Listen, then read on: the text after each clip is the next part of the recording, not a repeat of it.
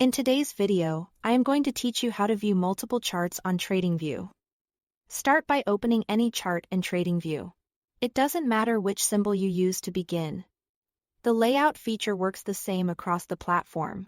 Once you are on a chart, look to the top right of the chart area. You are aiming for the layout icon, which sits just to the left of the camera icon that's used for screenshots. The layout button often looks like a small grid of rectangles, and if you've seen the Tradingview support page, you'll recognize it from there. Hovering over it should reveal a tooltip indicating it controls multi-chart layouts. Click that layout icon to open the menu of options.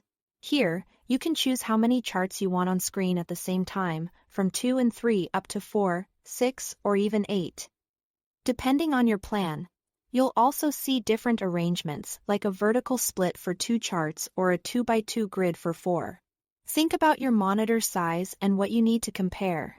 For example, a vertical split is great for focusing on 2 instruments side by side, while a 2x2 grid can help you watch the same symbol across 4 different time frames.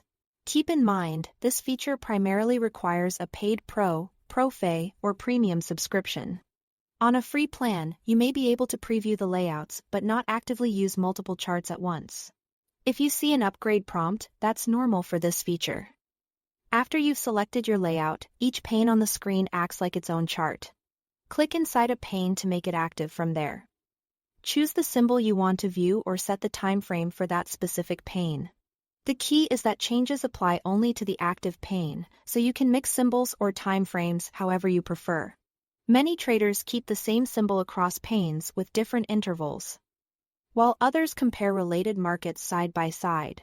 If you are on a smaller screen, consider keeping your layouts to 2 or 4 charts to maintain readability.